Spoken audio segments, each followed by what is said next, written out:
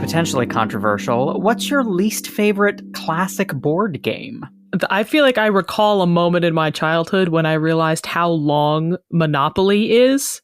And I was like, wow, this sucks, huh? But I feel like there's an aura around that's like, oh, it's fun to play. And then when you play it, it's not fun at all. It's miserable. Yeah. Joshua, do you have a least fave? So when I was growing up, my brother used to have these really complicated war games. Sure. And they came with a manual that was like about a centimeter thick, and you had to spend like 4 days studying the manual before you could play the game. And the game itself lasted a good week, and it was a more joyless and dispiriting affair. It'd be hard to imagine. Yeah, it sounds just like war. I think you were just it felt that way. I felt that I was literally in Stalingrad. Counting your casualties, right? Yeah, absolutely. Just waiting to die, really. Just waiting for it to be over.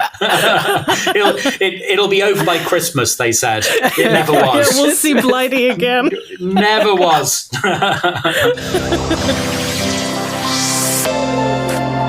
Welcome to Butter No Parsnips. Every week on Butter No Parsnips, your hosts Kyle Imperatore and Emily Moyers take you on an adventure through the weird, wacky, wonderful, and sometimes even wicked world of one wayside word. Strange characters, delightful bits, and general joyousness abound. Join them as they test each other's etymological expertise.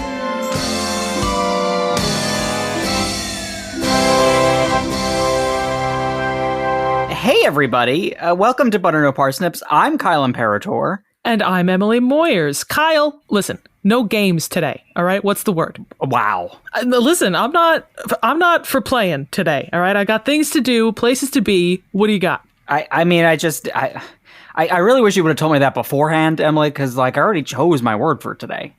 What could that possibly have to do with what I just said? Well, Emily, your word today is, it's League of the Lexicon. Kyle. Emily. League of the Lexicon, as in the word quiz game? Yes. Which was the most funded word game on Kickstarter ever? Yes. Which has questions and content contributed by, but not limited to, our very own popular etymologist, Jess Safaris, and the foremost slang lexicographer, Jonathan Green. Yes. Which was created by Joshua Blackburn, whom we have with us here today because you can't seem to resist smuggling people into the studio, i.e. your bedroom. You're 4 for 4 today, Emily. You got it. Everybody, please give a warm welcome to Joshua Blackburn. Warm welcome. Oh, thank you. I can feel it from here. Good. It is embracing me as we speak. Beautiful. Joshua, we are so happy to have you here with us today. Why don't you give the audience a better description of yourself than we just did? So I am the founder of Two Brothers Games, and we are the creators and publishers of League of the Lexicon, which, as you say, was the most funded word game in the history of Kickstarter, and has basically been kind of kicking ass since it was launched last year.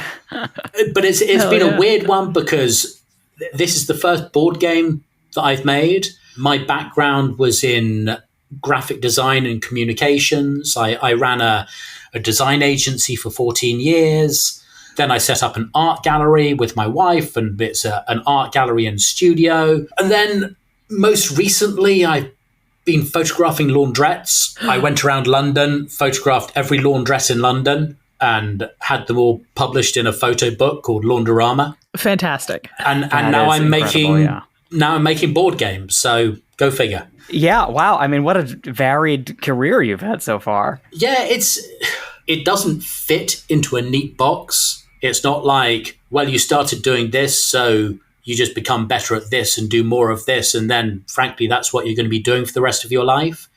It's been a weird one, but I think when I try and work out what threads all of these things together, and it's also the thread that runs through the game, it's really just a career that's driven by a sense of curiosity about the world and about what's around me. Yeah, I mean, curiosity is just the noblest pursuit. speaking of the game, which does fit in a neat box, League of the Lexicon is the quiz game with thousands of questions about words and language, which you can find at Barnes & Noble and Amazon. And according to what I've been told, it started as a pandemic project. Is that true? Yeah, that is true. And it kind of goes back to this curiosity thing as well. We were stuck at home like most of the rest of the world. And we were homeschooling our two boys, who must have been like 7 and 9 at the time. And they were getting their homework from school. They were getting their English work. And it was just so depressing. It was just what they call in the UK SPAG, spelling, punctuation and grammar. And it was all just so joyless. And I really wanted to get them excited about words and language.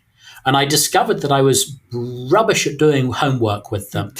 But I was quite good at coming up with games for them. Things that would get them thinking about language differently, things that turned a study of language, study of words into a game. And they engaged much more with that. And so I just kind of kept on making up games for them. And lockdown came to an end. But I kind of carried on working on this game because I thought, I think there's something in here. And I just became a bit obsessed with making this game that I could not see in the games market about language.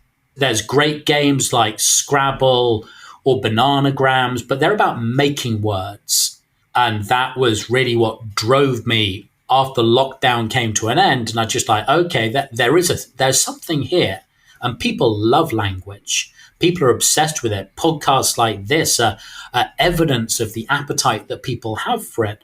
But there was nothing that was kind of feeding it in this game space.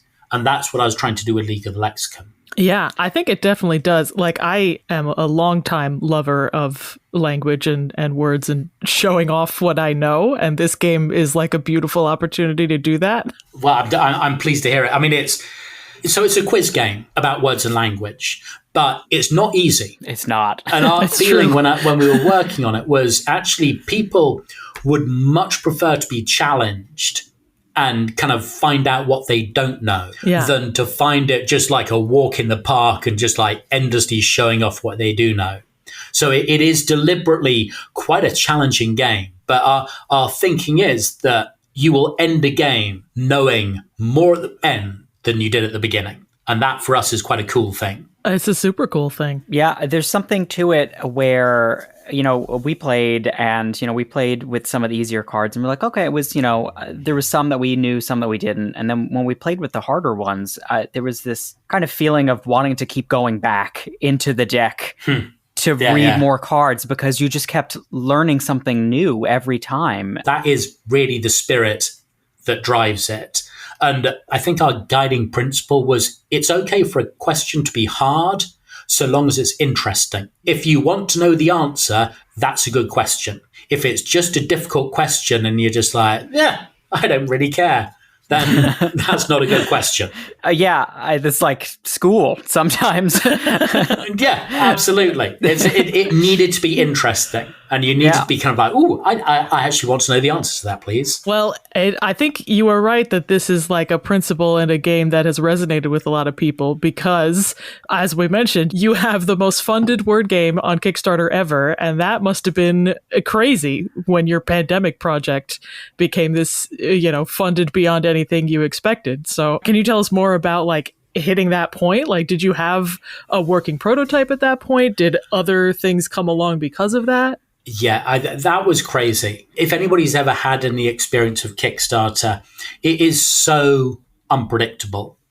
And when we launched the game, honestly, I was just like, I hope we don't embarrass ourselves. I hope that we raised like 15, 25,000 and it's not a complete washout. What was in our favor at that point was that Stephen Fry and Susie Dent and David Crystal and a legion of other linguists and lexicographers were all behind the game. That gave it a real momentum that was quite exciting for somebody that had just started this as a lockdown project with his kids. which again, for somebody publishing a game for the first time, that's not what happens. That's not the way. That's not the way it normally goes. Yeah, I mean, do you know how Stephen Fry and Susie Dent and those kinds of people came across it? That's crazy. I know how Susie Dent came across it and David Crystal. So I decided early on, because making a board game is a crazy risky thing to do. The road of the board game maker is littered with the corpses of board games that never made it. I know it. That sounds brutal, but it's a super hard path. The odds are frankly against you doing it. It's just like I would not recommend it. It's just like it's a very unpredictable thing to do. And I decided earlier on that given those odds, the only way to approach this was to make this absolutely the best possible thing on every level. So to go bananas with the design, make the design like as shit hot as I could, to get in the best illustrators, to invest a huge amount of time in the question writing. And then we started approaching linguists and lexicographers around the world, asking them to contribute a question to the game. Because what would make a game about words cooler than having the questions about words contributed by the experts in the field? So I reached out to like a who's who of wordsmiths and word lovers around the world. And Susie Dent and David Crystal were among the people that I contacted, as indeed was Jess Safaris and Jonathan Green and Gaston Doran and the people that have supported the game on an ongoing basis. I mean, that's incredible. That's awesome that you could get that many people. And it shows it's like a really rich feeling game because it had that many voices going into it. Yeah. And I think that one of the things that was exciting was I would reach out to people and I would say, look, we're trying to make a game about words and language, and we want to make it like the ultimate game about words and language. And people got really excited about that. So you brought in all these who's of the word world, but do you yourself have a background in linguistics, or are you like us, just lowly commoners? I am very much of the lowly commoner ilk. I used to say when I was working at my design agency that the one great thing I could bring to my clients was my own ignorance. And I kind of felt that as well with League of the Lexicon, that I think that if it had been an academic or a lexicographer writing this game, it would have ended up in a very different place. Whereas I came at it from the point of view of my curiosity, my passion for exploring this field, but also a sense of I don't know as much as these people, and I'm loving finding stuff out. So I was always kind of, is this interesting? Does this make me more curious? And so the fact that I was not a linguist put me in a better position to make a game about language. Yeah, I have long been a proponent of the idea that, like, if you're doing anything that's kind of educational but aimed at a mass audience, it is so worth it to have someone in the room that doesn't know anything about it and can gauge, like, what's easy, what's difficult, what's interesting, what's boring. So I think I'm with you 100%. You know, it's almost like a larger concept in of itself. Like, you know, the game focuses in on language and etymology and lexicography, but you're really gamifying curiosity is what you're doing. Is you're taking like the question answer of where does this come from? Oh, this is the answer. You know, that game, that kind of mini game that you play with yourself when you're researching things, and making it into something that people can just, you know, play themselves with their friends. It has been just an insane quantity of work. I mean, it's great that the game is selling, but what makes it really worthwhile is when you hear from people who are just like, I love playing this game. It's such fun. And just kind of like just playing it with friends or family, and it's a blast. Can't wait for the special editions to come out. It's the response that the game gets that is the thing that absolutely makes it worthwhile for me. And you get that wholeheartedly from us. We've played League of the Lexicon. We love it. But we do hear that you yourself are not necessarily the biggest board game fan. Is that true? Yeah. So I think that I was rather traumatized by the board game experiences I had with my brother when we were growing up, because he used to have these horrible World War II RPG games that used to take days to play, days to learn how to, just like really, really hardcore games. Yeah. And as a parent, whenever my kids would reach for Monopoly, a little bit of me would die, because it would just, it's such a gruesome game.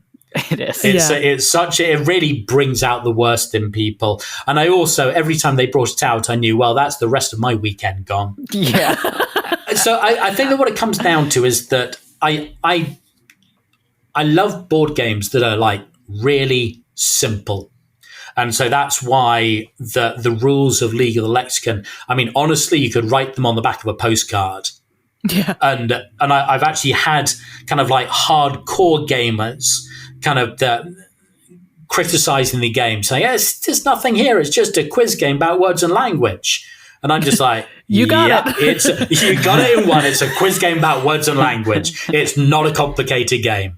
We understand that the simplicity is pretty intentional there. For the listeners at home, the game is 2 decks of question cards. One is harder than the other. And then there's a deck of what are called artifact cards and a deck of character cards and a die. So it's just a neatly packed box with these items. I'm gonna push back on neatly packed. It's beautifully packed.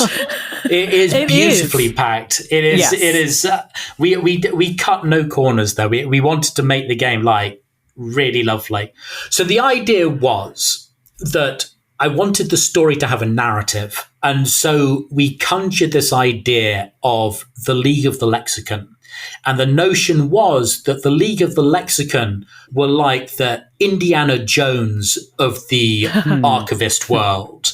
And I imagined this band of kind of like wayward lexicographers who were on a mission to collect these artifacts that were associated with legends of literature and language throughout history. And it was just a cute device to enable people to kind of like score and play the game. It's just a device. And we wanted to make them look beautiful. So the character cards were really beautifully illustrated by an illustrator called Stavros Damos. And God, he had the patience of a saint as we went through round after round of kind of trying to imagine what these characters might look like. And then the artifacts themselves were illustrated by another outstanding illustrator called Stephen Noble, who does etching and scraper board and lino cut style illustrations.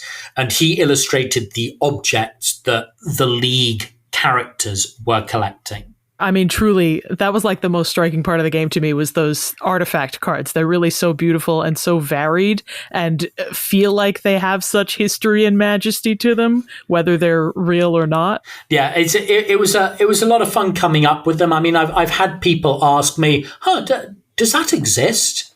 And I'm just like, yeah, that's Baudrillard's bedpan. That's not a thing.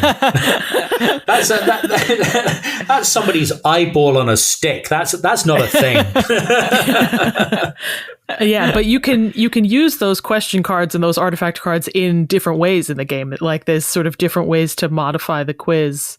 There are the official rules how to play the game, but we also have 6 different rule variations so that you can play on your own, or so that you could play with a large group of people, or so that you could play a shorter game or a longer game or a more challenging game. But we had somebody review the game who very smartly understood that actually you didn't have to play the rules at all. You could ditch the rule book if you wanted and just pull question cards out and just ask each other questions. And that is absolutely fine as well. If that's what you want to do, it's kind of that's kind of the nature of the game, that actually it's all about the questions and how interesting they are and how challenging they are and how fun they are. But if you're just sitting around with a group of friends getting through some wine, then you could have a box of the question cards and just be pulling them out and just having fun with them like that. And that is absolutely fine for us. And you're expanding on that. There are now expansions for the game. There's the global, slang, and junior expansions.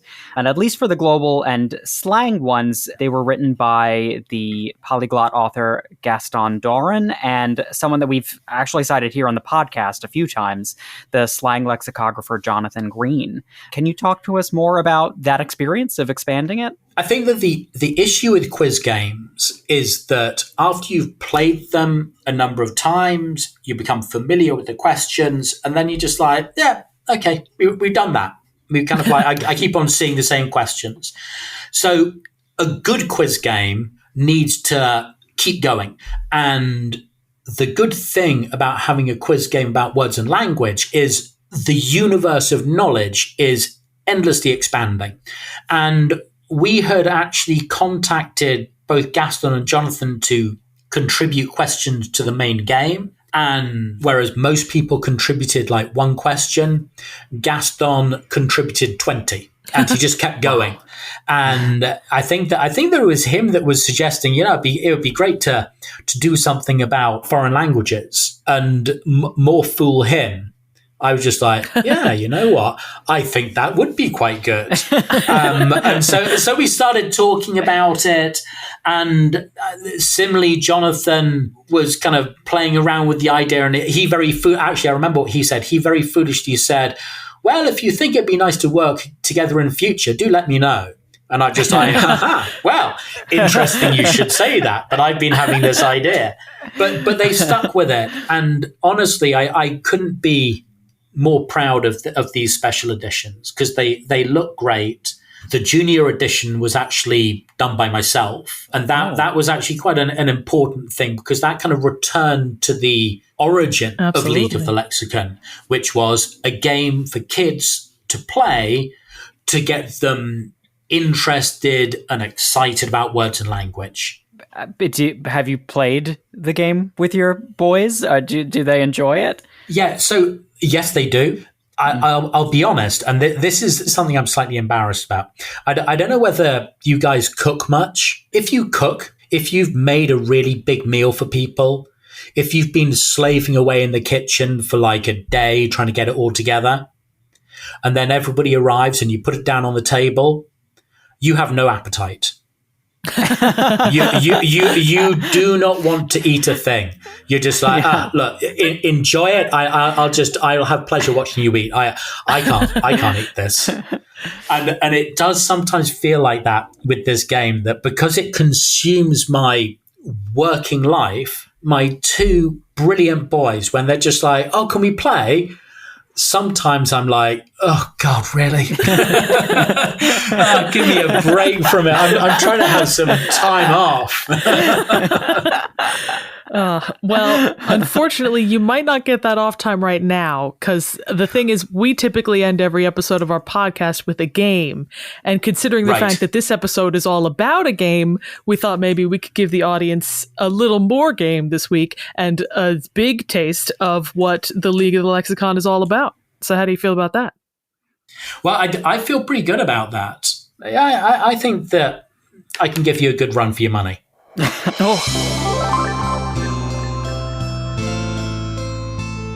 And that's where I come in. Oh my gosh.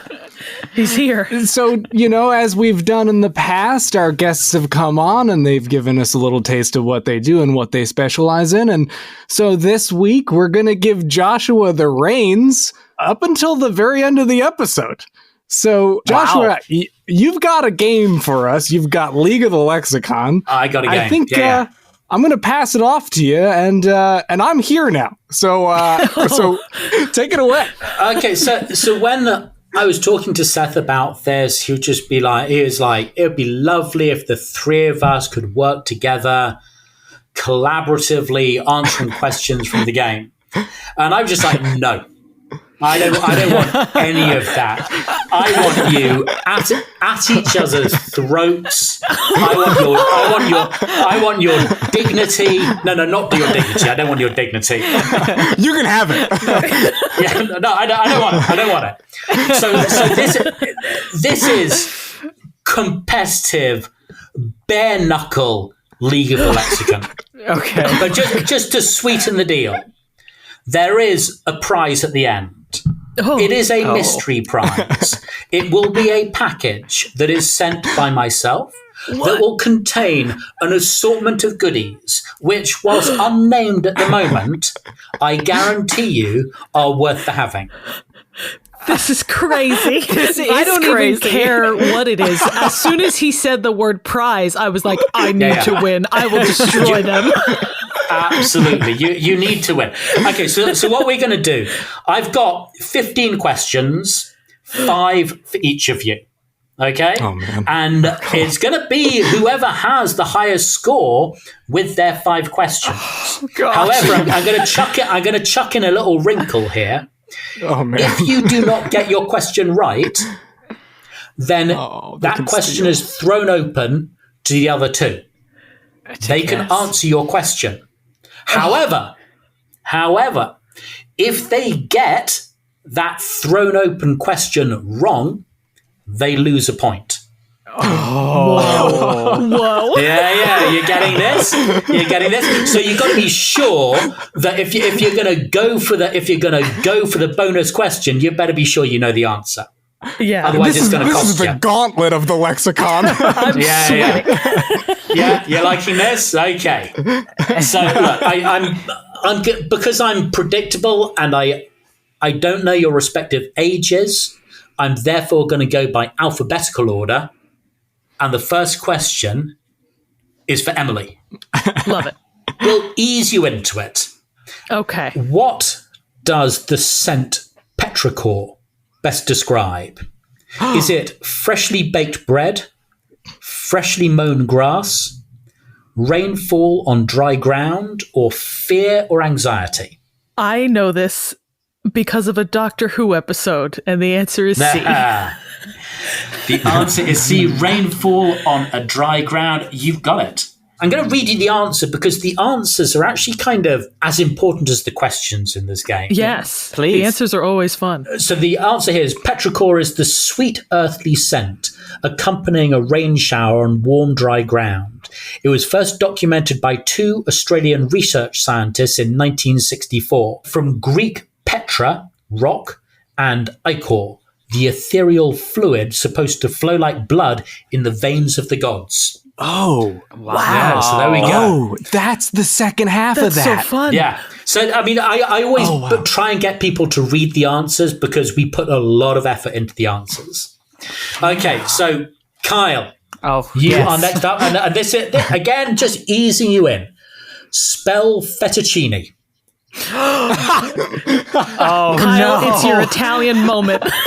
Yeah. You got this? Fettuccine, as in fettuccine Alfredo. Oh, yeah, I know. Oh, gosh. Is this going to be embarrassing if you get it wrong? If anything, we'll ensure that it's embarrassing for him. Oh, okay. All right. Okay. So I know that there's some double consonants in here, and I just have to remember which ones are double. Okay. So I'm going to go, it's definitely Fettu. CCINE. That's my guess. Oh, thank God for that. I was really rooting for you there. I felt like there was a lot more than a dumb answer riding on that question. It is just not great that they've both gotten theirs right. The pressure's mounting for Seth. Yeah. No pressure. Okay. Seth, this one's an easy one. I hope so. Which is an incorrect plural. Squid, plural of squid. Moose, plural of moose. Mongoose, plural of mongoose. Or sheep, plural of sheep. Which is an incorrect plural. Oh, man. Oh, man. I have 2 answers in my head. Yeah. I'm gonna an incorrect plural. I'm gonna say I'm gonna. Oh man, I'm gonna.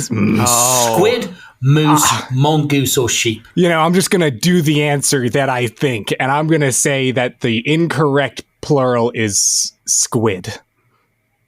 Oh God. The silence is deafening.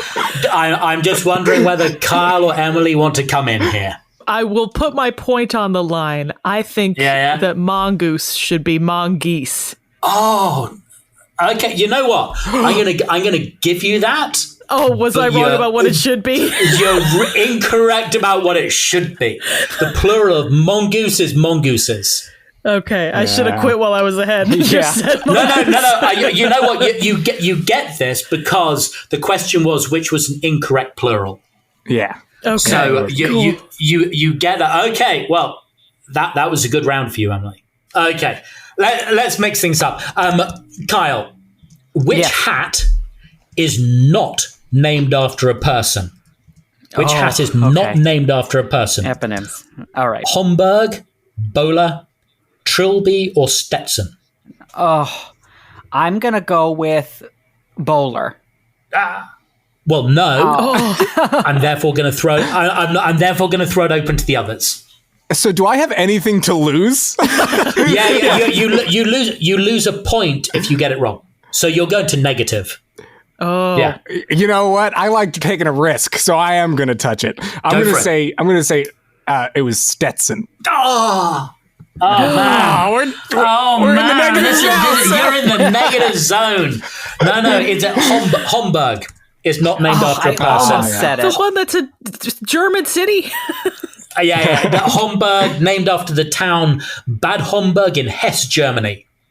The bowler hat was made by London hat makers Thomas and William Bowler. Trilby is named after Trilby O'Farrell, the heroine of George de Maurier's play Trilby. And the Stetson is named after John B. Stetson.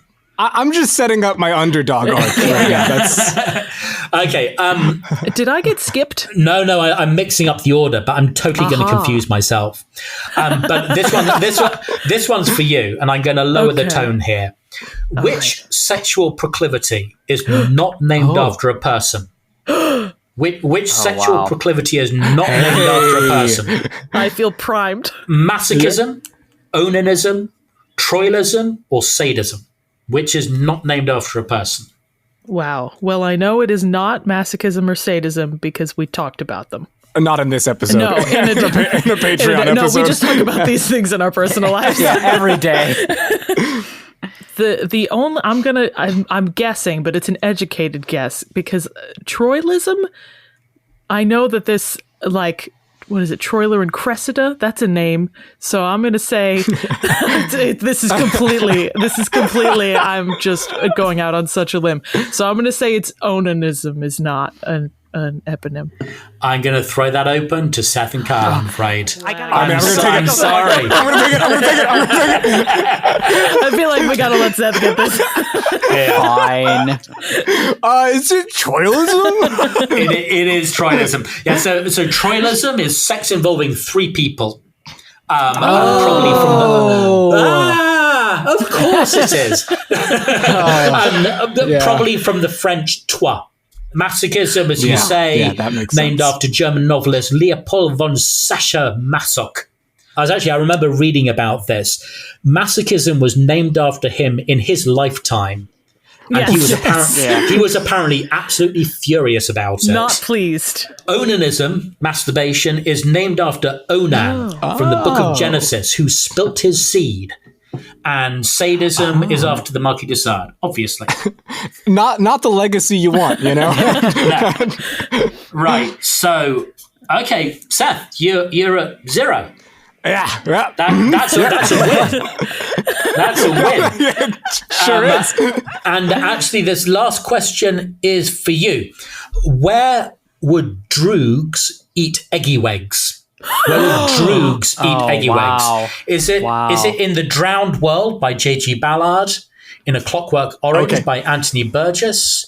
In the Hunger Games. Let him read the answers. I'm hedging my bets.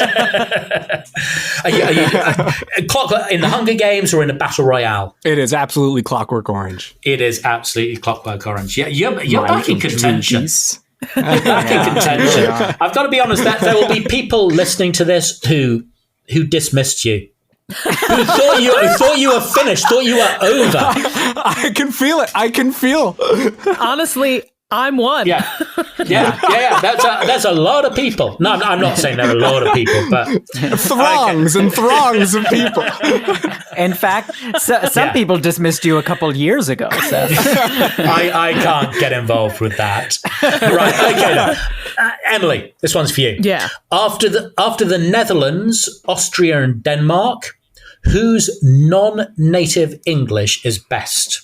Is it Singapore, Belgium, South Africa, or Switzerland? Like, which of these people speaks English not natively, but well? Best. Yes. Yeah. And this is according to the EF English Proficiency Index. Not something that I've just pulled out of my butt. Feelings based. Yeah. There is actually a rank. Yeah. You visited and felt like they just did a really good job with it. Yeah. I like how you're doing your English. I score you high. Yeah. So Singapore, Belgium, or South Africa or Switzerland? I mean, it's tempting to say another Nordic country because I know they do speak English very well over there. I'll be historical about it. I'll say because of their, there's a couple answers I could say to that. I'll say because of England's substantial presence in other places. That doesn't narrow it down. That does not. Yeah, that opens it up to a lot of countries, actually. Yeah.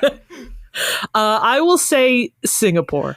And you'd say that correctly. Hey! They are fourth in proficiency among non-native English speakers on the English Proficiency Index. So that's a big fat tick going in there. Wow. Nice. Kyle. Yes. Which dish is made from the animal it claims to be? Scotch woodcock, Rocky Mountain oysters, Cape Cod turkey, or beef Manhattan? Wow. Beef Manhattan. I'm going to guess Cape Cod turkey is probably like just lobster masquerading as a turkey. Yeah, gotta be. Right? Cape Cod turkey was my nickname in high school. Cape Cod turkey.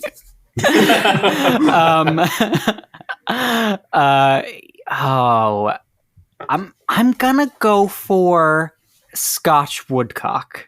That sounds like just an animal name, and I got it wrong. I love the small wound Joshua gets every time. I know. It's because I'm secretly rooting for all of you. I want you all to be winners, and yet they can only be one. So, Seth and Emily, do you want to duke it out over this? Given that Scotch woodcock is off the table, so to speak. How are you feeling? I want to play dangerously all the time, so it's like you really want to, but also I have one That's point. Fair, that's fair. Should I do it? I have less to lose, but you have more to gain. Seth, I'm not trying to kind of like cause trouble here, but you are technically the underdog. Yeah. If this was a major motion picture, you have to do it. This is when the soundtrack would start to build up in the background, the bead of sweat running down your brow, and this is the moment.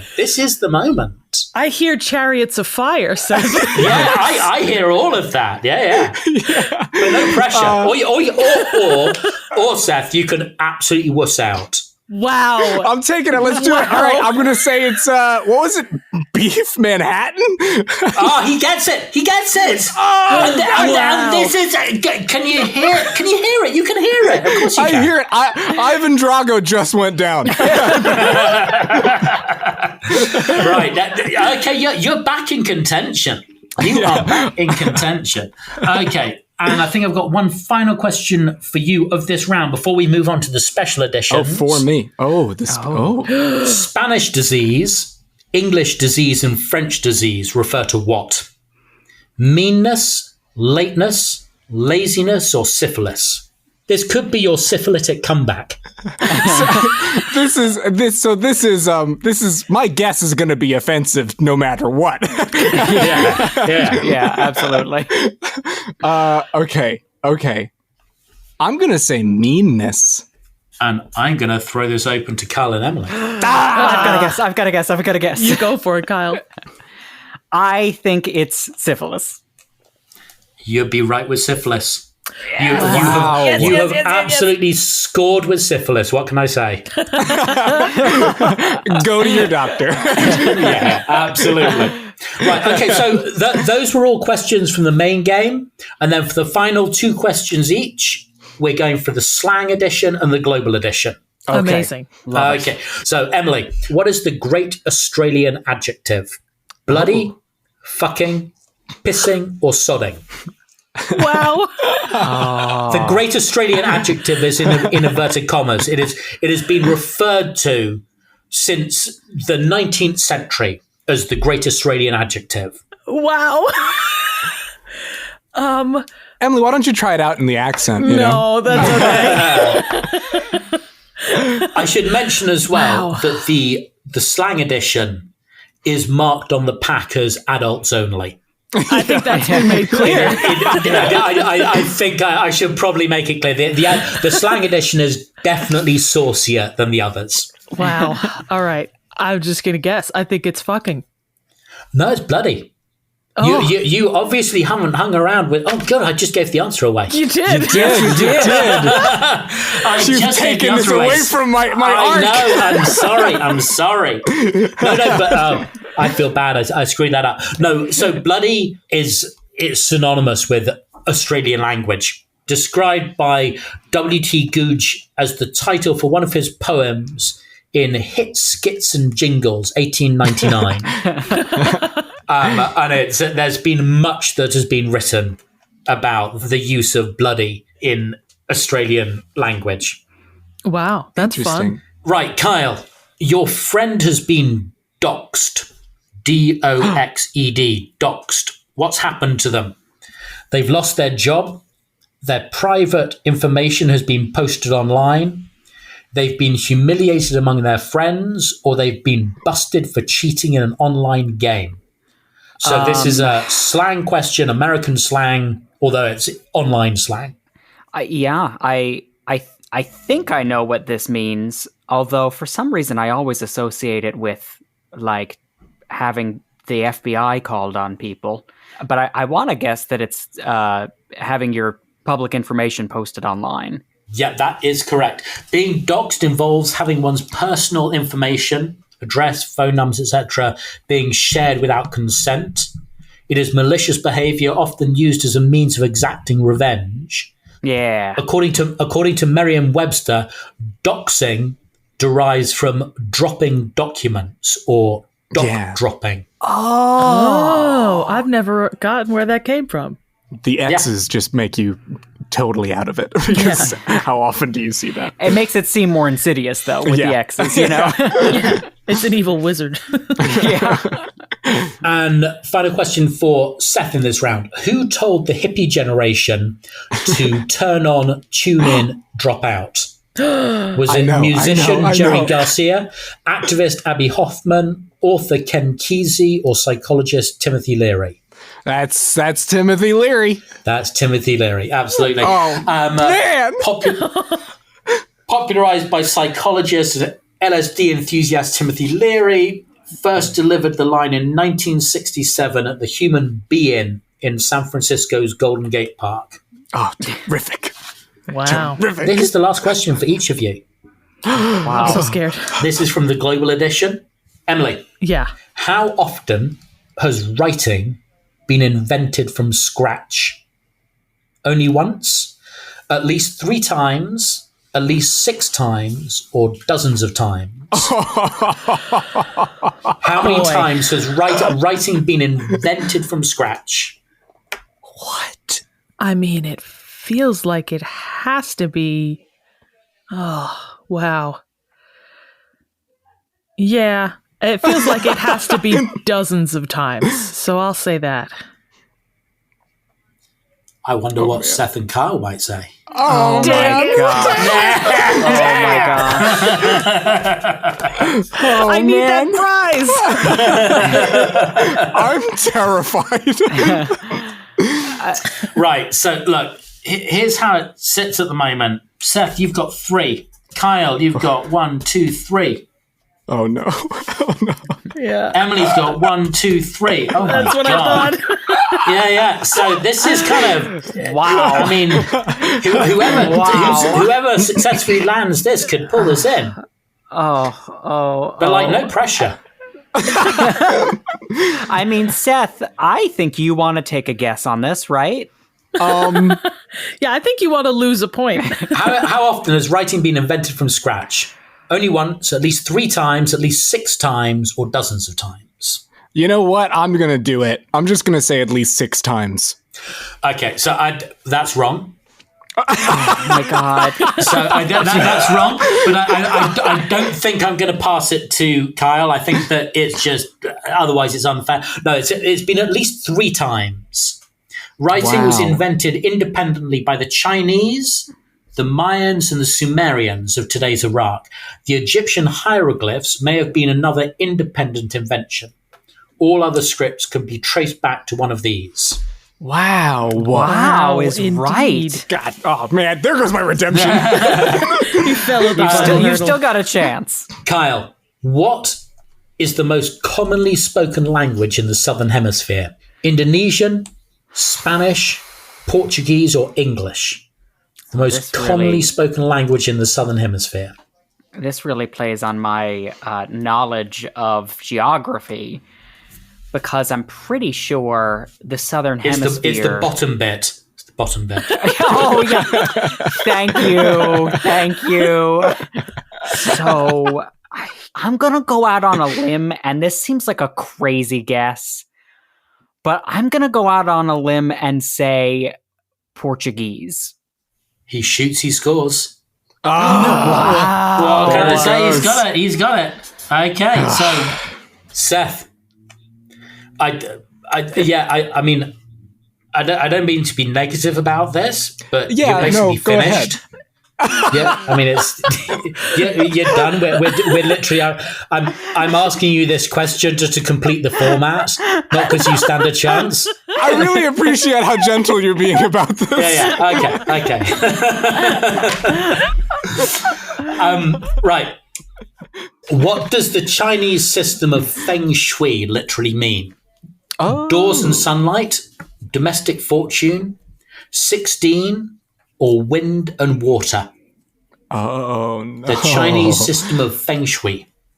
Okay, so this is what you need to do. You need to throw yourself on your sword, get this question deliberately wrong, and let then Emily take it. You gotta do it. Yeah. You gotta seppuku yourself for me. Yeah. The big thing is, like, my redemption wasn't actually the game. It was my character arc. That's right. Yeah. Because I was despicable at the beginning of this game. Yeah. Okay, can you go down those answers one more time? Yeah, doors and sunlight, domestic fortune, 16, or wind and water, feng shui. I'm going to say wind and water. Oh, Emily, he's totally not looking out for you. Wow. Yeah, right. You know what he did was he selfishly got it right.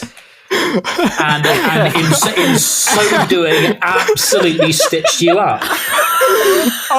Yeah, so remember when I said I wanted redemption? I'm now convinced I'd just like to blow the whole thing up. So look, it's pretty clear. Kyle has taken this. He is the king of the League of the Lexicon. Maybe that's a little much. Dare I say, he is the best of you. Wow. And I'm just from an objective point of view, I'm just looking at the numbers here. I've never met you. But I'm just saying that objectively, the numbers do seem to indicate that Kyle is the best of you. Wow. I would like to be the assassin of the League of the Lexicon. and look, Kyle, you have a prize box that will be assembled with such delights as will marvel and surprise you. You will literally be left speechless with wonder and appreciation. Wow. I'm burning up. I cannot wait to show this off to Seth and Emily when I get it. Yeah, we should do a box opening. Yeah, we should do it. We'll do an unboxing video. Yeah. Hey, everybody, check out our Patreon. Get to our Patreon. Thank you so much, Joshua, for the prize and for playing this game with us and for creating League of the Lexicon and for joining us today. There is just so much to learn from this game, and there's so many bragging rights to be gained, clearly. I'm delighted. You know, it's been a lot of fun, and I do love playing this game.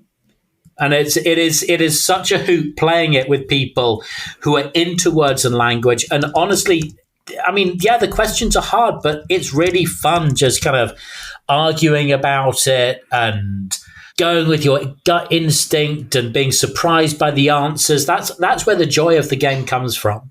And that's why 100%. people enjoy it. Can you just let the folks at home know where they might be able to find Joshua Blackburn if you'd like to be found? I don't want to dox you.